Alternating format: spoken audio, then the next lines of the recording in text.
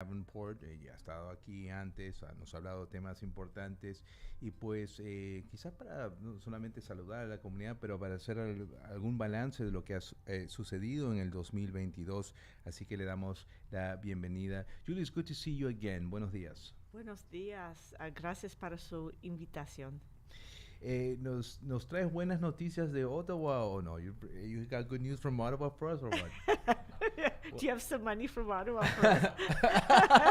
Well, money's always good, right? Well, look, it's funny. I went through, we're trying to clean up all the emails, like respond to all the emails before we go on a holiday break for a couple of weeks in my office. So I went through all the final letters last night, and a good number of people are writing to me about the cost of living. And they're saying, Julie, we're struggling. The cost of living is high, particularly for food. Transportation's come down a bit, but people worry about when's it going to end. They see interest rates going up, and so they worry a little bit about ongoing costs. And so Nos cuenta que pues antes de tomar estas vacaciones por 2 semanas, que es costumbre por las fiestas, ella revisa algunos emails, esa larga lista de emails que recibe y pues muchas personas, muchos ciudadanos preocupados por el costo de vida y están preocupados, el alza de los intereses y cuánto tiempo más esto va a durar. So, what I say to them is because our inflation rate is high, the federal government, the worst thing it could do is actually put in lots of money into the system because that'll actually push inflation up. But what we're doing is we're But didn't you guys do that already? Like you during didn't the we, pandemic. didn't we overdo it? Do you know what? I think in the end we think we were overly generous, but I don't think that if we had to go back and make if we looked at the decision, we'd make a different decision.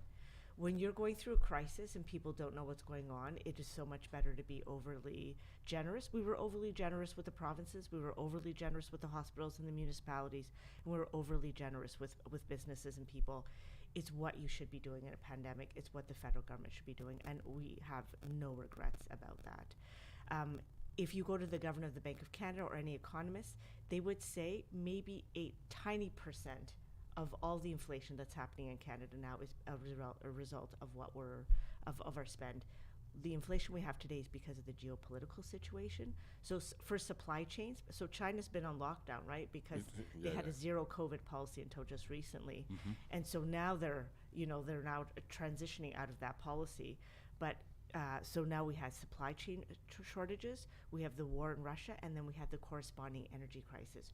All of those things are massively contributing to inflation. Bueno, nos cuenta que pues que son los temas geopolíticos, el hecho de que China todavía no ha salido del lockdown, de la invasión a Ucrania por los rusos y todas estas complicaciones globales que en realidad ha sido el factor más importante en la inflación. Yo le pregunté, bueno, y que la respuesta no es invertir más dinero público. Entonces mi pregunta inmediata fue, bueno, ¿no crees que hemos gastado demasiado? Y dice, el gobierno fue muy generoso con las provincias y con todos, y la verdad que pensaron que esta es la mejor manera de manejar las cosas, o sea, no ser tacaño con la población durante un momento de crisis. Claro, y que no están arrepentidos, digamos, de No haber están colaborado. arrepentidos y citó también lo del gobernador del Banco de Canadá, que dice que la inflación no tiene que ver mucho con ese sobregasto, ¿no? Sino que estos elementos geopolíticos, bueno, es la perspectiva de él. En el medio de una crisis con Rusia, en el medio de una crisis con China, en el medio de distintas crisis, el gobierno de Canadá ha tenido que navegar. Julie, actually, this morning we get the new inflation report for November. It's trending down. There's no doubt about it. But what do we do in that first half of 2023? There's a lot of talk about it's either recession, a mild recession, or a deep recession, but recession for sure. What do we do in 2023? What's your message to those listening in and thinking, well, what about if I'm stuck? I'm one of those that are going to lose their job or things are going to get more difficult for me. What is my federal government or what are they going to be doing about it? So we have a mild recession as opposed to a deep recession. So, I mean, first two things. One is just finishing up on the high costs. The federal government's already implemented a number of programs that's going to save a lot of people a lot of money. So, national childcare, 98% of the funding for national childcare came from the federal government. Any family that has a kid in childcare will save 50% by January 1st here in Ontario. So if it costs you $1,200 a month for a child, you'll save $600. That's huge savings, and that is going to help you with the increase in prices for things like groceries and some additional costs. We also have a dental benefit for households that are 90,000 and under, and if you have kids that are 12 and under. And we already have had 100,000 kids, okay, their parents have applied for them, have already benefited from the dental benefit that we've put into place that you could apply for after December 1st. So moving forward, and there's a number of other things I could go through, but we have about like a number of other programs we put. So whether you're a senior and got an OAS increase because you're 75 and older by 10%, there's been something for everyone, particularly our most vulnerable. In terms of moving forward, well, we've been very blessed. We have one of the lowest unemployment rates in the country, like ever in our history. And so say people start losing some of their jobs in the new year, we have a huge labor shortage in so many sectors. We have almost 1 million jobs available, and we don't have enough Canadians to fill them. The other thing is we have put a lot of money into training programs. A lot. So it's at your employment center. So whether it's Service Canada or Employment Ontario, we've put a lot of money. So people might say, you know what, I don't want to be in hospitality anymore. It's too unpredictable in these, pandemic and, an economy that's constantly fluctuating. So maybe what I'll do is I want to move into something like marketing, or I want to move into a completely different career. The federal government has given the provinces a colossal amount of money to help anybody who wants to improve their skills or to retrain. So say a manufacturing company's closed down, that's okay. If it's closed down and you want to continue to work, and you need to continue to work, then we actually have funding that we've provided to the provinces to retrain. Eric? Yeah, but with that 1 million job shortage, and again, Mr. Macklem said we need unemployment to go up, like in order for the rates to come down, in order for inflation to come down, that the economy is too hot. It's sort of like a mixed message because, the central bank has a task to do to bring inflation down, but at the same time, do you want a lot of people unemployed? Like, I don't know, where does the federal government fit into in that equation? Because we have to do this because the economy is too hot. I don't know. Like, that's always been the argument, right? Like, can the government do anything about it, or we just have to deal with it? Just have add people to the unemployed list. So a couple of things. I mean, that's a really excellent question, just because I think people can get a little bit confused. Well, what's he really telling us? What he doesn't want our economy to be good. What the governor of the Bank of Canada, what he's trying to do is eliminate the demand. We stopped, like, we were pent up in our houses for almost 2 years. So there's this pent up demand. So people are buying things that they can't afford. Our debt levels are even increasing even higher than the debt levels we had before. So that is what the governor wants to reduce.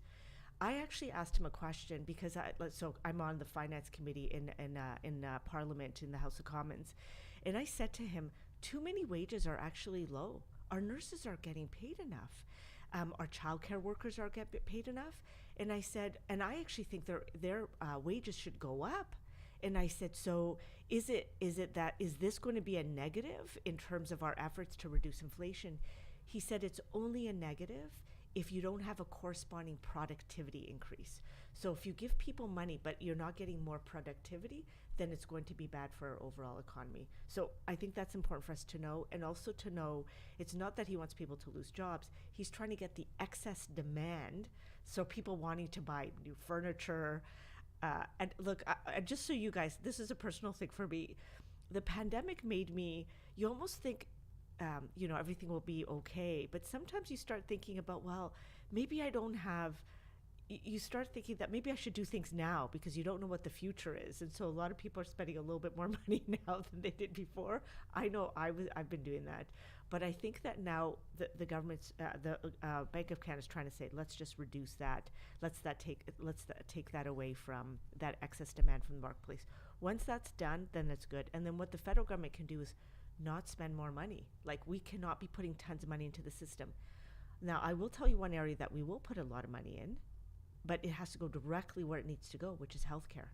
Okay? So our hospitals, so right now there's a bit of a standoff with our provinces and territories. Now, just so you guys know, the standoff is not with the health ministers. All the health ministers and all the provinces and territories have agreed, we will give you accountability for the money and make sure that whatever money you give us, federal government, will go directly into our healthcare system, into our hospitals, into our nurses, into our doctors, into sort of improving the technologies. And we'll be accountable for the money. What's stopping it right now is the premiers, who are not willing to sign on the dotted line because they want no strings attached to the money. But it makes no sense if we give all the money in the world to the provinces, but none of it goes to the healthcare system, then our Ontarians are still going to be worse off. So we have to make sure it's going into the healthcare system, we're accountable for that money, and it's actually going to improve the emergency rooms. It's going to improve the wait times. It's going to give people their doctors that many people do not have in Ontario, in Canada. It's going to increase the wages for our nurses who desperately need it. It's going to increase personal support workers, home care, all the things that we desperately need right now. Eric, a mí me parece, bueno, un poco el resumen, ¿no? de lo que ha conversado y nos ha traído aquí el miembro del Parlamento, tiene que ver con los distintos programas donde el gobierno federal ha estado poniendo dinero. Esto tiene que ver con el cuidado dental, tiene que ver también hacia dónde dirigir el dinero, el tema del balance entre los que están desempleados y los que están empleados y cómo eso juega dentro de la economía. Ella decía que hay mucha gente también que ha cambiado de trabajo, entonces también pueden encontrar distintos programas en el gobierno federal para poder seguir capacitándose. Acá hay una pregunta, ¿cómo llega la gente a esos programas? Go ahead. No. Well, no, I was just going to say the way for you go to your Service Ontario, you go to, that's where we've given our money to like the money down to the provinces and territories. Often when people are applying for employment insurance or they lose their job, they often get a number of bits of information. If you're looking to retrain, if you're looking to go back to school, here's what's available. So that also automatically comes from the government as well. Also, when people come to our office, I've been very blessed to be a member of Parliament for 7 years. I'm starting my 8th year. I'll tell you, I've only not been able to help one person who was looking for a job. And when I say that, all I do is I send them to the local Service Ontario Centre, and I call the person who runs the centre, and I said, you tell me if you can't help that person find a job. There's so many jobs out there. If people are serious about finding a job, finding a good paying job, or wanting to retrain in something, there are so many programs. And I tell people, please take advantage of those programs. They will not be there forever. So take advantage. If you need them, they are there. ¿Será un mejor año para Canadá 2023? I hope it's going to be a better year. Look, we saw through the pandemic that our communities come together when we need them to come together, and our governments come together when they need to come together. So as much as you might see a lot of fighting, there was almost unanimous coming together of our provinces and our federal government to make sure that we're supporting our businesses and supporting the Canadian population. Estos últimos minutos, Julie, para agradecer, muchas gracias por haber estado aquí, y un saludo a nuestra comunidad, llegando ya a holidays. Thank you. Well, if I could say a couple of words, I just want to end off by just saying a thank you to the whole community. It's not been an easy last few years. And I just want to say thanks to the community for their sacrifices, for going back to work, for going back to school, for re-engaging in the community. I want to say huge thanks to them. And I want to wish them a Feliz Navidad y un próspero año nuevo, ¿sí?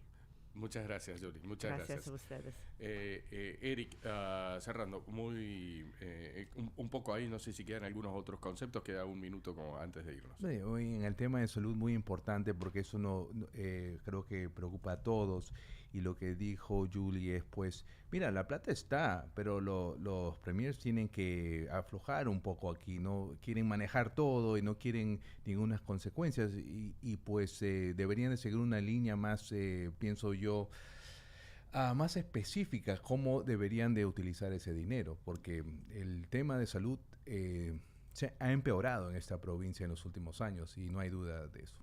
El gran desafío del 2023.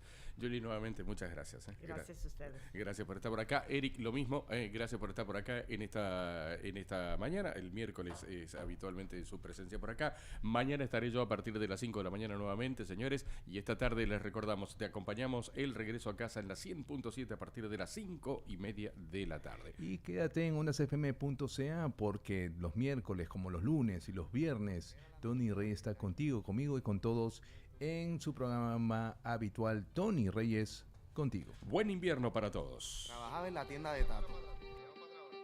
Juanito, Agenor dándose la cerveza. Edwin el bombillo. Julio trabajaba conmigo. Ahí se reunía Noel.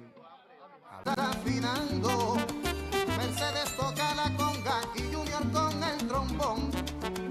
Vámonos pa' que se coca y ensayamos en el balcón. ¡Qué vacilón! Nunca voy a olvidar la Navidad en mi barrio. El coca nos preparaba un Nunca café. voy a olvidar. Digo, y si estaba malito del estómago, te hacía un guarapo también, ¿oíste? Nunca voy a olvidar la Navidad en mi barrio.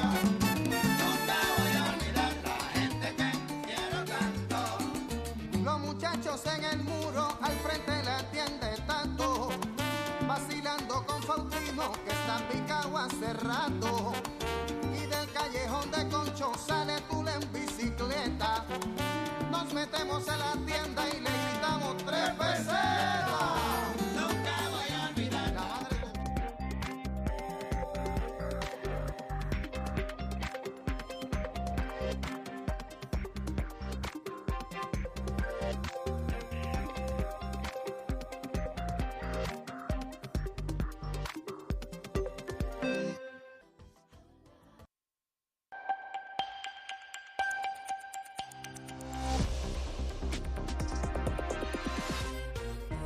Bienvenidos a una nueva jornada informativa en Radio Francia Internacional. Hoy es miércoles 21 de diciembre, 1 de la tarde en París. En los controles técnicos nos acompaña Sophie Janin.